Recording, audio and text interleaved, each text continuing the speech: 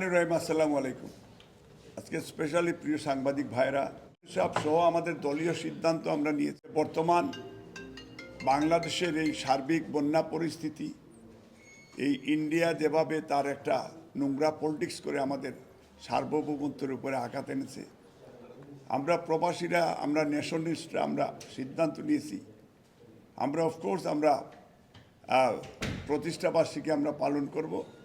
এটা পালন করব আমরা, এটা দোয়ার মাধ্যমে, এটা মসজিদে কোরআন খতম সহ দেশের মানুষের জন্য আমরা দোয়া করব, বিশ্বের মুসলিম উম্মার জন্য দোয়া করব, দেশবন্ধু বেগম খালেদা জিয়া তারেক রহমানের জন্য, আমাদের সবার পরিবারের জন্য আমরা দোয়া করব। ইতিমধ্যে আমাদের যুক্তরাজ্য বিএনপির সংগ্রামী সভাপতি আল হাজিম মালিক সাহেব আপনাদেরকে ব্রিফ করেছেন, আপনারা জেনেছেন। আপনাদের মাধ্যমে যুক্তরাজ্যে বিএনপি নেতৃবৃন্দ সহ প্রবাসী বাংলাদেশি সবাই জানবেন এবং বাংলাদেশের মানুষ সবাই আপনাদের মাধ্যমে জানবেন। বার্ষিকীর জন্য প্রস্তুতি নিচ্ছিলাম ঝাঁকজমক করে, এবং আগামী রাষ্ট্রনায়ক বাংলাদেশ জাতীয়তাবাদী দলের ভারপ্রাপ্ত চেয়ারম্যান মহোদয়কে প্রধান অতিথি করে আজকে আমাদের প্রতিষ্ঠাবার্ষিকীটা করব।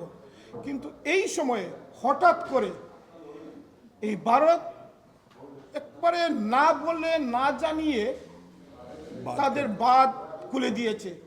বাংলাদেশ লক্ষ লক্ষ মানুষ বাংলাদেশ আজকে পানিবন্দী।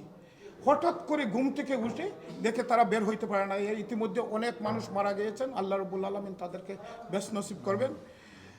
আমরা এই সব মিলিয়ে বিএনপির ভারপ্রাপ্ত চেয়ারম্যান দেশনায়ক তারেক রহমান কিছুক্ষণ আগে একটি ভিডিও বার্তা দিয়েছেন বাংলাদেশে সার্বিক এই বন্যা পরিস্থিতি নিয়ে, এবং বাংলাদেশ জাতীয়তাবাদী দলের সকল নেতৃবৃন্দের উদ্দেশ্যে এবং সাধারণ বাংলাদেশের মানুষকে, যে যেখানে আছেন, যে অবস্থায় আছেন, বন্যার তো যে জায়গায় যে কয়টি জেলাতে বন্যায় কবলিত, তাদেরকে হেল্প করতে হবে, তাদেরকে সাপোর্ট করার জন্য, সব কিছুর উদ্যোগে গিয়ে তাদেরকে সাপোর্ট করার জন্য, এবং প্রতিষ্ঠাবার্ষিকী এবং বিএনপির প্রত্যেকটি কর্মসূচিকে স্থগিত ঘোষণা করে উনি বলছেন এই মুহূর্তে একজন মানুষ হিসাবে তাদেরকে হেল্প করতে হবে, এবং গভর্নমেন্টকে হেল্প করতে হবে, প্রশাসনকে হেল্প করতে হবে, এবং বন্যার্থ যারা কবলিত তাদেরকে সাপোর্ট করার জন্য ব্যক্তিগতভাবে, দলীয়ভাবে সবকে সাপোর্ট করার জন্য। শুধু যুক্তরাজ্য বিএনপি তো পাঠাচ্ছি, যুক্তরাজ্য প্রবাসের প্রত্যেকটি দেশের বিএনপির নেতৃবৃন্দকে আহ্বান জানাচ্ছি, আগামী রাষ্ট্রনায়ক দেশনায়ক তারেক রহমান যেভাবে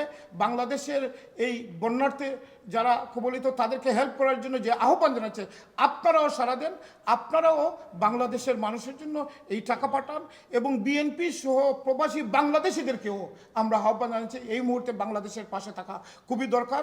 আপনাদের স্বভাবে বাংলাদেশের পাশে থাকবেন, বন্যার্থ যারা আছেন তাদেরকে সাপোর্ট করবেন, যার যার অবস্থান থেকে সর্বোচ্চ করার চেষ্টা করবেন।